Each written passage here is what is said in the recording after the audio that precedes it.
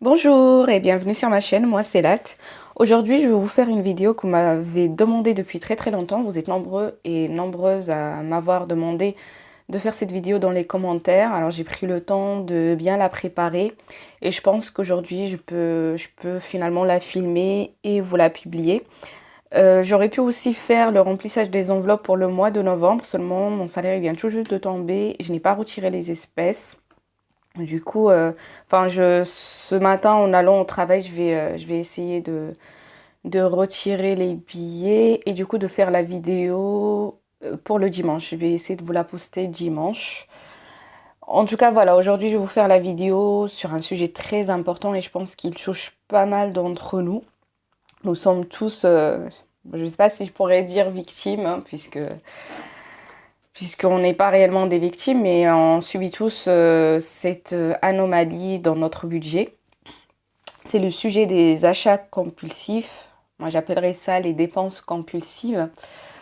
Alors, peut-être, en fait, vous n'arrivez plus à boucler vos fins de mois et vous accumulez des dettes. Et en même temps, vous verrez que vos armoires débordent d'objets dont vous n'avez aucune utilité. Il y a beaucoup de raisons, en fait, qui font qu'à la fin du mois, vous vous retrouvez dans cette situation.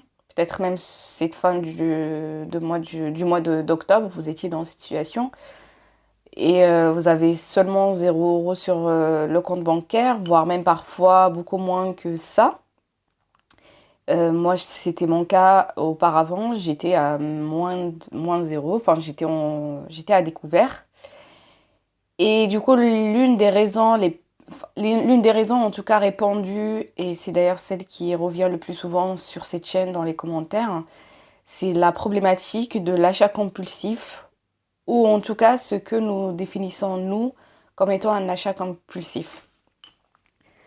Sachant que malgré la flambée des prix, l'inflation, les mises en garde incessantes du gouvernement, je vois encore dans les commentaires des différentes vidéos que beaucoup de personnes font ces achats compulsifs et cela les empêche de faire une bonne clôture à chaque fin du mois.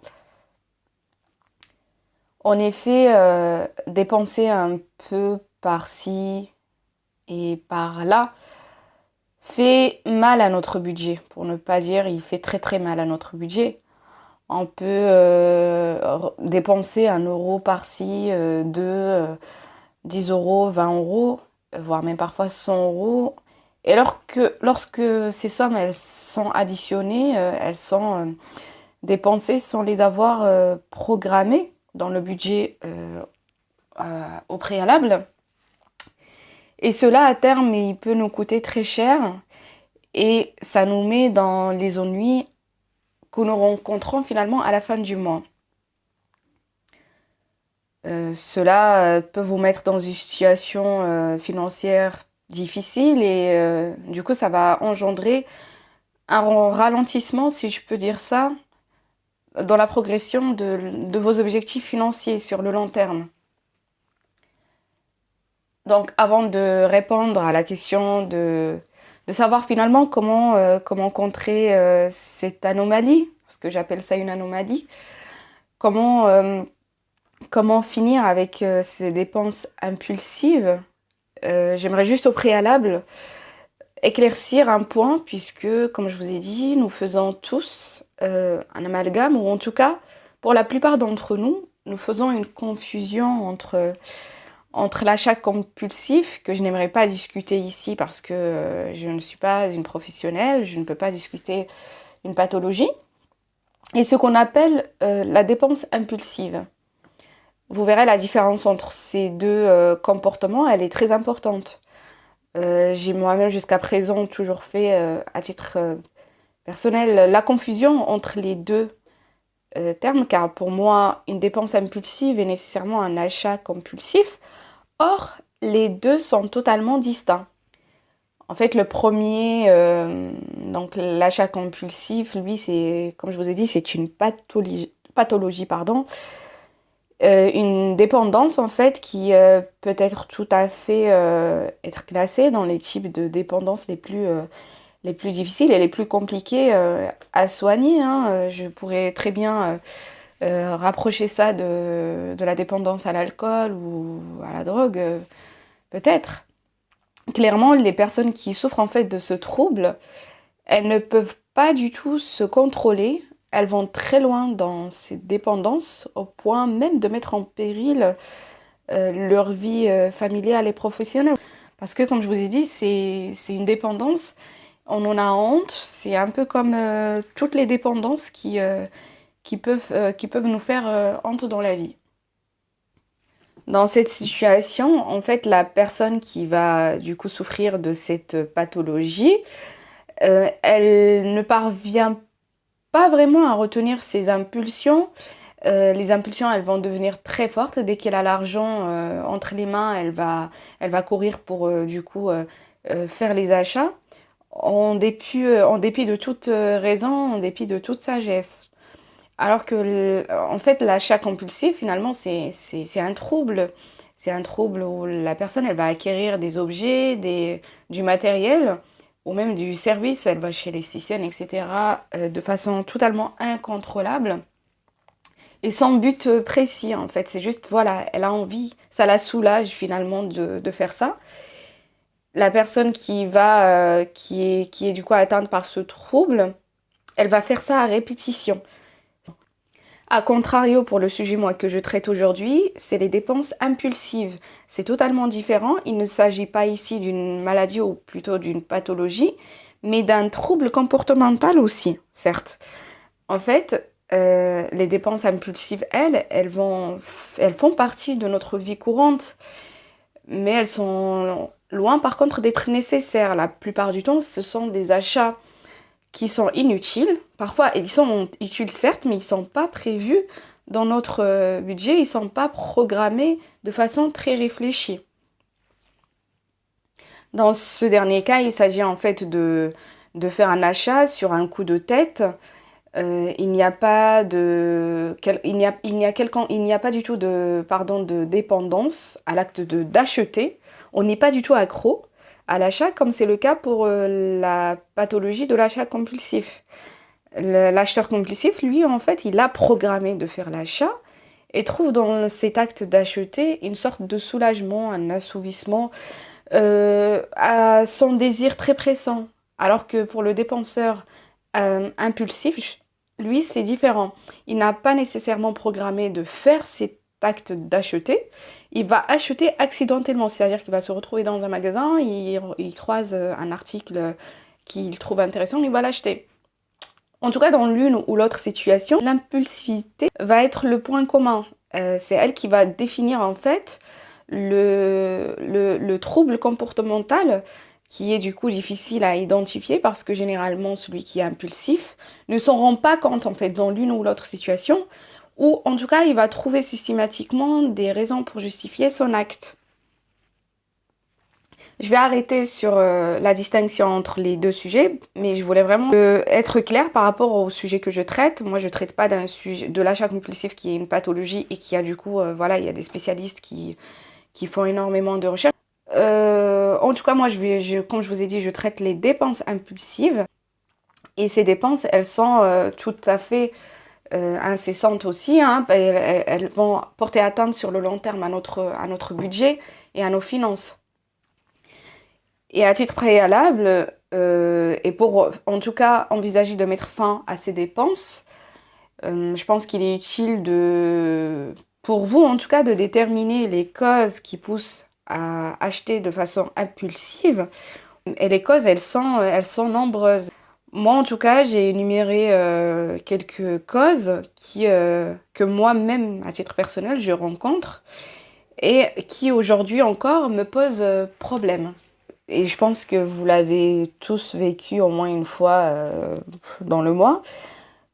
Quand vous croisez en fait une offre au hasard, on se dit ok. Quand on est dans le magasin, on se dit ok, je vais acheter l'article en question, je vais l'acheter maintenant. Mais au pire des cas, je pourrais toujours revenir en arrière car l'offre, par exemple, elle est vraiment intéressante. Et je ne veux absolument pas rater l'offre, c'est super intéressant, donc je ne veux pas la rater. Et même si j'avais pas prévu de l'acheter quand j'ai fait ma liste d'achat, je vais quand même céder et je vais l'acheter. Il faut aussi dire qu'aujourd'hui, on est clairement poussé vers ce mode de consommation de façon impulsive. Acheter sans aucune réflexion préalable, en fait, c'est devenu le principe. Et d'ailleurs, même quand on se déplace pour faire des courses alimentaires, ce qui devrait normalement être un acte banal, finalement, vu que vous avez dressé une liste de courses avant d'aller en magasin, vous n'allez même pas respecter cette liste ou vous la respectez très rarement.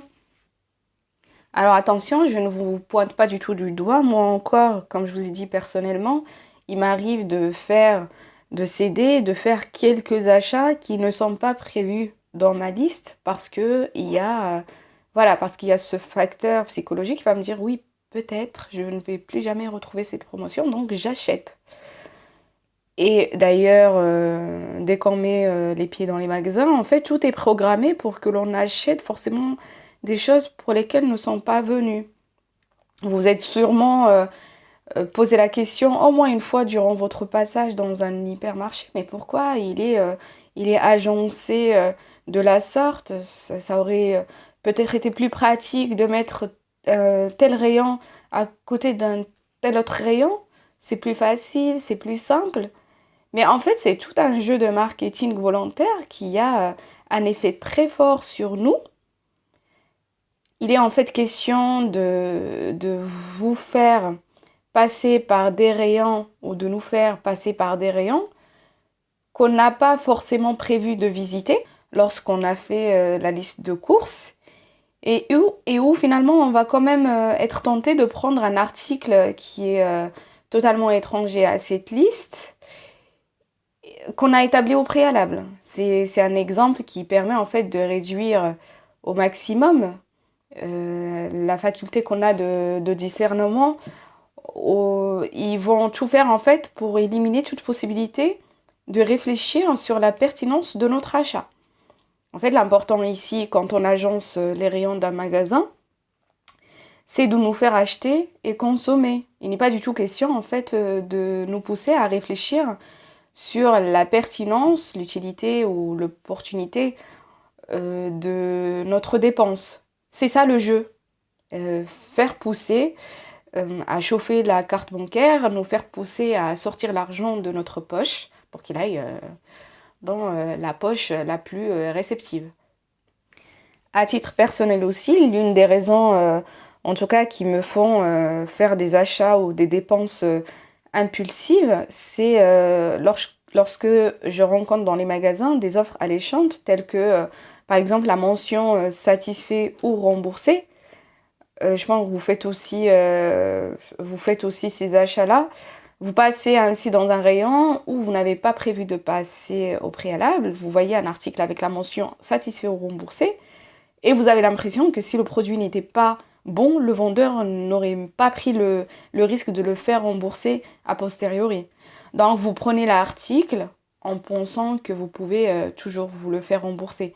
Mais en réalité, le vendeur n'a pris aucun risque puisqu'il sait pertinemment que rares sont ceux qui vont se faire rembourser car il est plus contraignant en tout cas de faire les démarches pour faire une demande de remboursement. Donc vous laissez tomber et votre argent est finalement sorti de chez vous sans réelle réflexion sur cet achat. Et c'est la même chose d'ailleurs quand vous achetez un article que vous n'avez pas envisagé d'acheter, mais vous allez le prendre, et c'est l'une des autres raisons aussi que je vais énumérer, vous allez le prendre car il est à moins 30%, à moins 40%, et vous vous dites c'est intéressant, mais en fait dès lors qu'il n'est pas sur votre liste préétablie d'achat, vous êtes le perdant dans la question, dans l'affaire, car vous avez encore une fois acheté sans réelle réflexion préalable. Toujours à titre personnel, une autre cause, moi, qui me fait dépenser de façon impulsive, c'est le fait, et ça arrive souvent dans les boutiques de vêtements ou de chaussures, dans les petites boutiques, en tout cas les petites enseignes, il nous arrive souvent d'être abordés par des vendeurs, alors que finalement on veut juste faire un tour dans le magasin, Et ces vendeurs, ils vont tout faire. Ils vous voient en train d'hésiter sur un article, vous le voyez, vous regardez, etc. Les vendeurs, ils vont vous approcher. La vendeuse ou le vendeur, elle va vous sortir une petite phrase. Ah, vous pouvez toujours les changer au pire, hein. Cette phrase est tellement rassurante car finalement vous vous dites bon bah je vais le prendre histoire de gagner du temps, je vais pas réfléchir dans le magasin pendant 10 ans. Je vais le prendre et au pire des cas, je vais continuer de réfléchir chez moi et je vais le retourner finalement. Je prends l'article, je vais réfléchir chez moi sur l'opportunité de cet achat. Or vous arrivez chez vous, pardon, et vous ne penserez plus à rendre l'article acheté sur le coup de tête.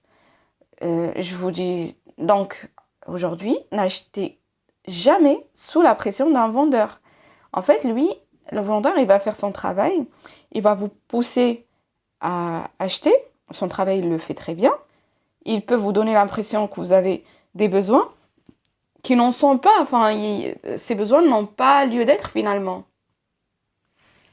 Une autre raison qui me fait dépenser de façon impulsive, c'est les moyens de paiement. Moi, je trouve que aujourd'hui, les moyens de paiement, il faut se l'avouer, ils sont très très pratiques. Avant, avec la carte bancaire et la facilité de son utilisation au lieu des espèces, surtout aujourd'hui le sans contact et la possibilité d'avoir sa carte bancaire sur son téléphone portable, les choses c'est de pire en pire en fait. On fait payer le consommateur le plus vite possible pour réduire sa faculté de réfléchir sur l'utilité de la dépense. On va plus se dire oui, peut-être j'ai juste ce billet, j'ai pas assez de moyens. On va nous faire dépenser le plus vite possible, de sorte à ne pas avoir de recul sur nos dépenses. Et toutes ces méthodes ont pour effet en fait de faire perdre au consommateur la maîtrise de ses dépenses et le contrôle qu'il a finalement sur son budget.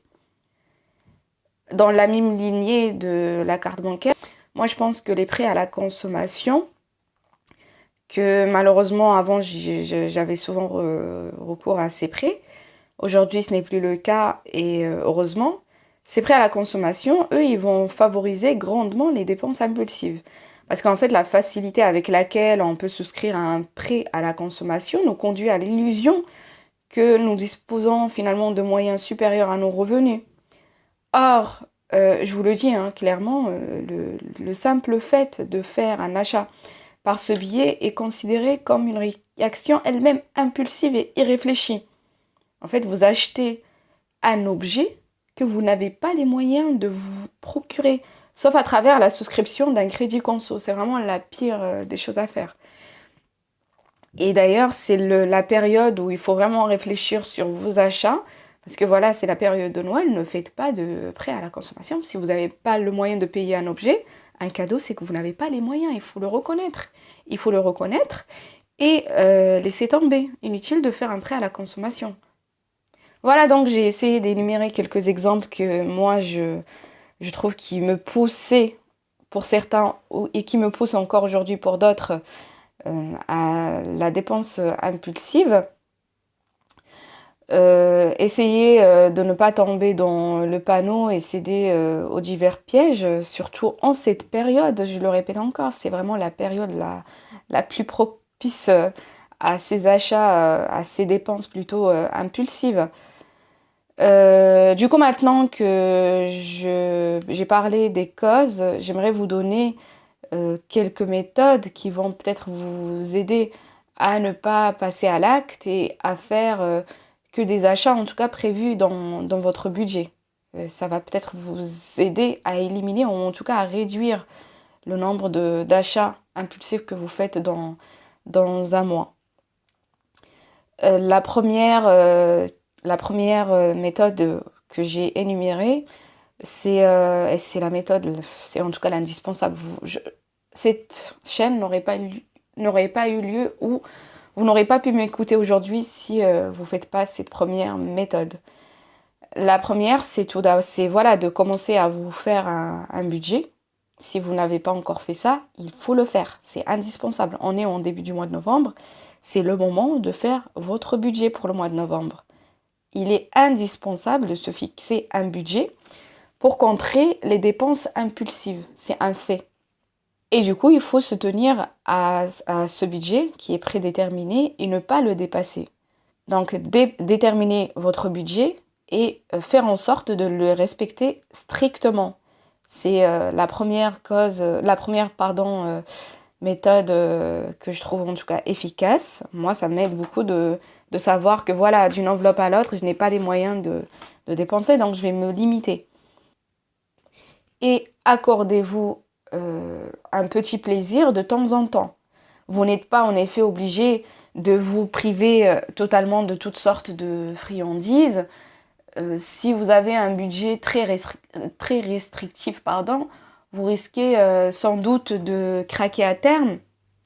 Et n'ayant pas de section, ayant en fait une section dans votre budget mensuel pour les achats que je pourrais qualifier de superflus, cela va vous donner une limite pour acheter des choses que vous aimez tout en respectant vos finances. Vous avez toujours ce recul par rapport à vos finances, mais vous continuez de vous faire plaisir. Ensuite, une autre méthode, c'est donc comme j'ai dit, fixer ce budget, certes, ça c'est la première méthode. Avoir dans le budget une enveloppe plaisir, ça c'est la deuxième. Et la troisième, toujours dans la même lignée de la fixation du budget, c'est d'établir le budget et de déterminer une ligne à ne pas franchir. D'ailleurs, c'est la meilleure période pour vous exercer à ce jeu. Si par exemple, vous avez fixé un budget pour les achats de Noël dans l'enveloppe globale, vous arriverez à mieux gérer vos dépenses car vous avez une limite à ne pas dépasser. Vous avez déterminé un seuil. Vous vous êtes dit, voilà, c'est 500 €, je ne dépasse pas 500 € pour Noël. Du coup, ne cédez pas à la tentation et ne dépassez pas ce seuil que vous avez prédéfini pour les dépenses des cadeaux ou des repas. Si vous avez prévu dans le budget 100 € pour le cadeau d'un tel ou de votre enfant, ne le prenez pas à 110 et ne vous dites pas tiens, 10 € de différence, finalement, c'est rien. Parce que sinon, finalement, ça se résume en un achat impulsif, car il n'est pas prévu au préalable dans votre budget. En fait, c'est le dépassement même d'1 € ou même de quelques centimes qui fait que c'est un achat impulsif, ou plutôt une dépense impulsive. L'autre méthode que moi je fais personnellement, et ça je l'ai sur mon téléphone portable, en fait j'ai dans les mémos une liste d'achats. Dès que, peu importe où je me retrouve, j'ai une liste d'achats. Dès que j'ai une petite envie de quelque chose, je vais l'inscrire sur cette liste-là. Je me fixe à chaque fois une liste d'achats avec des articles dont j'ai besoin, des articles que j'ai bien réfléchis et que je peux potentiellement acheter. Je ne le fais pas sur le coup, car il ne faut jamais craquer. Il ne faut jamais acquérir un article non inscrit sur cette liste. En fait, c'est ça l'objectif. Si vous n'avez pas déjà inscrit l'article sur cette liste et que vous allez dans le magasin, ne l'achetez pas. C'est inutile. C'est juste finalement le résultat de votre impulsivité. Donc, il ne faut jamais acquérir un article non inscrit sur cette liste, car vous n'en avez pas réellement besoin. Ça sera considéré, comme je le dis, comme une dépense impulsive et donc une dépense inutile. Une autre méthode qui m'a personnellement beaucoup aidée, c'est le fait de bannir totalement l'utilisation de ma carte bleue. Quand je sors, surtout pour faire les courses alimentaires, je ne ramène pas la carte bleue. C'est rare que je sors maintenant, aujourd'hui, avec la carte bleue.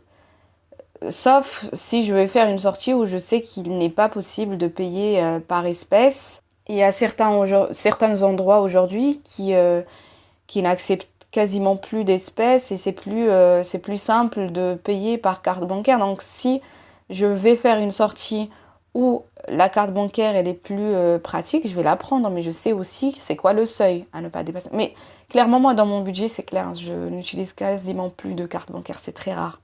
Sauf si par exemple un paiement n'est pas passé pour un paiement mensuel, électricité ou quelque chose. S'il y a eu un incident, je vais quand même appeler le service pour payer par carte bancaire, mais c'est très rare que je l'utilise. Dans tous les contextes, en tout cas, ne sortez pas avec votre carte bancaire. Car avoir votre carte bancaire, en fait, cela vous expose davantage à la possibilité de faire une dépense impulsive parce que vous n'avez pas de limite pour cette dépense. Alors que si vous prenez un billet en espèces, vous avez une limite. Vous avez matériellement la limite, vous la voyez. Ensuite, l'autre méthode que je pratique très souvent, c'est la méthode la plus simple mais qui est du coup la plus difficile à mettre en pratique. C'est le fait de prendre le temps de réfléchir à son achat. Et si possible, de faire toujours en sorte de différer l'achat, dès lors qu'il n'est pas un achat de première nécessité, clairement un achat alimentaire. Si vous êtes tenté de faire un achat imprévu dans votre budget, dites-vous que l'objet en question ne va pas disparaître et que vous avez toujours le temps de revenir le prendre. Ne vous faites pas manipuler quand vous voyez que l'article est en solde ou bien qu'il y a une promotion dessus. Ne vous faites pas manipuler, il n'est pas prévu dans votre budget, ne le prenez pas. Je vous garantis à ce titre qu'à 90%, une fois que vous rentrez chez vous, vous allez vite oublier l'objet que vous avez convoité sur le moment. Attendez donc que l'envie s'en aille naturellement et ne faites pas cet achat. Beaucoup de nos envies, en fait, elles sont passagères. Il faut alors parfois s'efforcer de leur résister afin de leur donner, en fait, l'opportunité de partir toute seule. Généralement, de toute façon, si vous hésitez pour faire un achat, ce n'est jamais bon signe, car cela signifie que finalement cet achat est potentiellement un achat impulsif et inutile dans votre budget. Dans tous les cas, n'achetez jamais sur le coup et accordez-vous quelques minutes pour réfléchir. Cela suffira, sincèrement, cela suffira pour faire en fait retomber votre sentiment d'urgence, parce que c'est ça le sentiment qui nous anime sur le coup. Ça va faire retomber le sentiment d'urgence et cela animera du coup ou sera remplacé par un sentiment plus raisonnable sur l'opportunité et l'utilité de cet achat. Aujourd'hui, j'arrive à le faire après beaucoup d'exercices. C'était difficile, mais c'est ce qui m'aide réellement beaucoup à garder énormément d'argent chez moi. Juste le temps de prendre une seconde, quelques secondes pour réfléchir à l'achat. Quand on arrive dans un magasin, on prend quelques secondes pour réfléchir à cet achat. Ça m'aide énormément pour faire des économies.